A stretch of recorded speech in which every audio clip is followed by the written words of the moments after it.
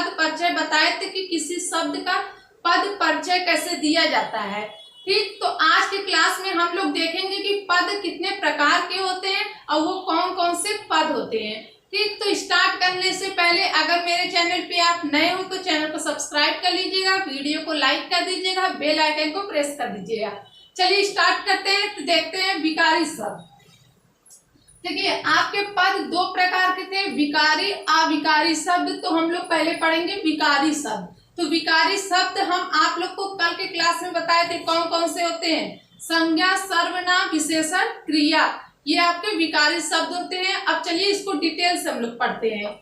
देखिए, संज्ञा किसे कहते हैं तो आप लोग को पता ही होगा। संज्ञा किसे कहते हैं? जिस शब्दों से किसी वस्तु, स्थान, वस्तु या भाव का बोध होता है उसे संज्ञा कहते हैं। तो संज्ञा कौन से शब्द होते हैं? जैसे है लड़का, पुस्तक, ताजमहल, कुर्सी आदि। तो देखिए, संज्ञा वो शब्द होते हैं जो जिसका नाम दे दिया जाए, किसी चीज का नाम दे देना ही संज्ञा कहलाता है। किसी भी हवा, पानी, दीवार, पंखा, ये जितनी भी चीज होते हैं सब क्या होते हैं? संज्ञा होते हैं।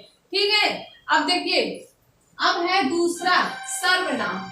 सर्वनाम किसे कहते हैं? जो शब्द संज्ञा के स्थान पर प्रयोग किए जाते हैं उसे सर्वनाम कहते हैं। क्या कह रहा है? जो संज्ञा के स्थान पर प्रयोग होते हैं उसे सर्वनाम कहते हैं। देखिए कौन कौन से सर्वनाम शब्द होते हैं। वह, मैं, यह, तू, आप आदि, ये सब क्या है? सर्वनाम है। तो यहाँ लिखा है जो शब्द संज्ञा के स्थान पर प्रयोग किए जाते हैं उसे सर्वनाम कहते हैं। देखिए, जैसे यहाँ पे एक वाक्य हम लिखते हैं, जैसे राम जाता है। राम जाता है, तो ये क्या है? राम क्या है? संज्ञा है। ठीक, तो देखिए, वह जाता है। अब देखिए, संज्ञा के स्थान पे वह है, तो ये संज्ञा के स्थान पे वह जुड़ गया, तो ये क्या है? सर्वनाम है। तो संज्ञा के स्थान पे जुड़ जाते हैं जो शब्द, तो क्या कहलाते हैं? सर्वनाम कहलाते हैं। ठीक, समझ में आया आप लोग को ना कि सर्वनाम किसे कहते हैं। देखिए, आप लोग का देखिए तीसरा है विशेषण। अब देखिए, विशेषण किसे कहते हैं? जो शब्द संज्ञा या सर्वनाम की विशेषता बताते हैं। जो शब्द संज्ञा या सर्वनाम की विशेषता बताते हैं उसे विशेषण कहते हैं। देखिए कौन कौन से शब्द होते हैं, जैसे है अच्छा, खराब, सुंदर, काला आदि। तो ये सब क्या है? साहसी, ये सब क्या है? आपका विशेषण शब्द है। तो देखिए, विशेषण शब्द ये आपके संज्ञा या सर्वनाम की विशेषता बताते हैं। जैसे यहाँ पर लिख दे, एक वाक्य लिखते हैं, जैसे फूल अच्छा, फूल अच्छा है। तो देखिए यहाँ पे लिखा है ना, संज्ञा या सर्वनाम की विशेषता बताते हैं। फूल अच्छा है, तो ये फूल क्या है? फूल एक संज्ञा है। ठीक है, तो संज्ञा के जो फूल है इसकी विशेषता क्या बताया जा रहा है कि ये अच्छा है, तो इसी को विशेषण कहते हैं। ठीक है, जैसे एक वाक्य और लिखते हैं, जैसे यहाँ पे लिख दें, वह सुंदर लड़का है। वह सुंदर लड़का है। अब देखिए, यहाँ पे सर्वनाम भी आया है और आपका संज्ञा भी आया है। तो संज्ञा और सर्वनाम की विशेषता क्या बता रहा है कि सुंदर है, तो ये क्या है? विशेषण है। तो आप लोग को संज्ञा, सर्वनाम और विशेषण समझ में आ गया होगा। ठीक, तो चलिए हम लोग अब क्रिया देखते हैं। क्रिया किसे कहते हैं? जो शब्द किसी कार्य, अवस्था या भाव को प्रकट करते हैं उसे क्रिया कहते हैं। देखिए, क्रिया कौन कौन से शब्द होते हैं? हंसना, बोलना, दौड़ना, कूदना, रोना, मारना, पीटना, ये सब क्या है? क्रिया है। जो हम लोग अवस्था या भाव को प्रकट करते हैं वो सब क्या होते हैं? क्रिया होते हैं। तो आप लोग को पता चल गया होगा कि विकारी शब्द कौन कौन से होते हैं। आपका संज्ञा होता है, सर्वनाम होता है, विशेषण होता है, क्रिया होते हैं। ये जो क्रिया जो होते हैं, जो विकारी शब्द होते हैं, ये परिवर्तन हो जाते हैं। ठीक, तो इतना क्लियर हुआ कि विकारी शब्द कौन से होते हैं, क्योंकि आपके बोर्ड के एग्जाम में अगर पूछ लिया जाए कि विकारी शब्द कौन से हैं तो आप लोग बता सकते हैं।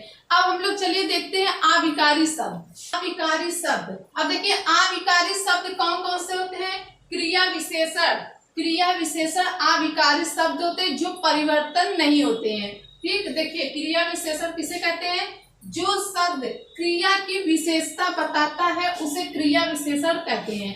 क्रिया की विशेषता बताता है उसे क्रिया विशेषण कहते हैं। देखिए जैसे है धीरे, तेज, आज, कल, यहाँ, वहां आदि, ये सब कौन से शब्द है, क्रिया विशेषण शब्द है। ठीक, अब हम लोग वाक्य से देखते हैं।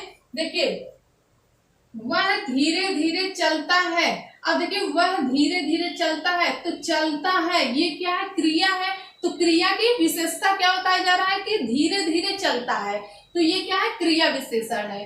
तो जो ये धीरे धीरे है ये क्रिया की विशेषता बताया जा रहा है कि ये धीरे धीरे चलता है, तो ये क्या है, क्रिया विशेषण है। ठीक है, अब देखिए वह कल आया था, अब देखिए आया था ये क्रिया है। ठीक, तो देखिए आया था तो कब आया था, कल आया था, तो ये क्या, कल का विशेषता बताया जा रहा है, तो ये क्या है, क्रिया विशेषण है। क्लियर हुआ कि क्रिया विशेषण किसे कहते हैं। अब देखिए दूसरा है समुच्चय बोधक, किसे कहते हैं, इसकी परिभाषा है यह दो या दो से अधिक शब्दों, वाक्यों या विचारों को जोड़ते हैं। क्या कह रहा है, यह दो या दो से अधिक शब्दों, वाक्यों या विचारों को जोड़ते हैं, उसे समुच्चय बोधक शब्द कहते हैं। अब देखिए वो कौन कौन से हैं, जैसे और, या, लेकिन, परंतु, तथा, किंतु आदि, ये सब शब्द क्या है, ये आपके समुच्चय बोधक शब्द हैं। अब हम लोग उदाहरण से देखते हैं कैसे वाक्य को जोड़ते हैं। जैसे यहाँ पे लिखा है मोहन और सोहन पढ़ते हैं। देखिए मोहन और, यहाँ पे और ये जोड़ रहा है, मोहन और सोहन को जोड़ रहा है, वो क्या जोड़ रहा है, और को जोड़ रहा है, तो ये क्या है, समुच्चय बोधक शब्द है। ठीक है, अब देखिए वह आया लेकिन चला गया, अब देखिए यहाँ पे दो वाक्य को जोड़ रहा है, क्या जोड़ रहा है, लेकिन, लेकिन ये क्या है, समुच्चय बोधक शब्द है, तो ये जोड़ रहा है, वह आया लेकिन वह चला गया, तो ये जोड़ रहा है, लेकिन जोड़ रहा है, तो ये क्या है, समुच्चय बोधक शब्द है। तो आप लोग को समझ में आया ना कि समुच्चय बोधक शब्द किसे कहते हैं और क्रिया विशेषण शब्द कौन से होते हैं। ठीक, तो हम लोग आगे देखते हैं संबंध बोधक। संबंध बोधक की परिभाषा है वह संज्ञा या सर्वनाम के साथ मिलकर उनका दूसरों शब्दों से संबंध बताते हैं। क्या कह रहा है, संज्ञा या सर्वनाम के साथ मिलकर उनका दूसरे शब्दों के साथ संबंध बताते हैं। जैसे कौन से शब्द होते हैं, में, पर, से, के, की, का, तक आदि, ये सब शब्द क्या है, आपके संबंध बोधक शब्द हैं। देखिए वाक्य से हम लोग देखते हैं वह स्कूल में है, अब देखिए वह स्कूल में है, ये कैसे संबंध को बता रहा है, कैसे इसको मिला रहा है, जोड़ रहा है। देखिए वह क्या है, ये आपका सर्वनाम है और स्कूल क्या है, ये आपका संज्ञा है। तो यहाँ पे लिखा है ना, संज्ञा या सर्वनाम के साथ मिलकर उनका दूसरों शब्दों के साथ संबंध बता। दूसरा शब्द कौन सा है, में, तो ये क्या है, संबंध को बता रहा है। ठीक, अब देखिए यहाँ पे लिखा है किताब मेज पर है, तो ये पर क्या बता रहा है, संबंध को बता रहा है। ये किताब और मेज ये दोनों क्या है, संज्ञा है, तो ये आपका पर क्या है, संबंध को बता रहा है। क्लियर हुआ कि संबंध बोधक शब्द कौन से होते हैं और किसे कहते हैं। अब हम लोग देखते हैं आगे विस्मयादि बोधक शब्द। अब देखिए विस्मयादि बोधक शब्द किसे कहते हैं, यह भावनाओं को प्रकट करते हैं, यह भावनाओं को प्रकट करते हैं, आश्चर्य, दुख, खुशी, पुकार, ये सब क्या है, आपका विस्मयादि बोधक है।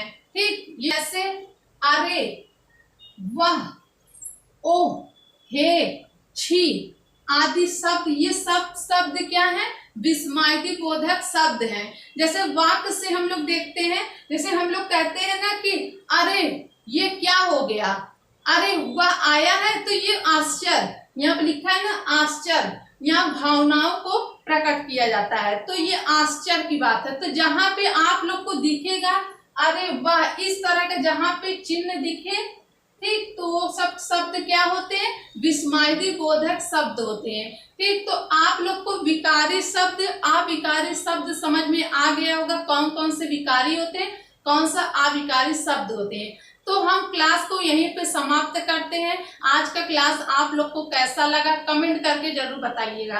वीडियो को लाइक कर दीजिएगा, चैनल को सब्सक्राइब कर दीजिएगा, बेल आइकन को प्रेस कर दीजिएगा। हम आप लोग से नेक्स्ट वीडियो मिलते हैं न्यू टॉपिक के साथ। तब तक के लिए धन्यवाद।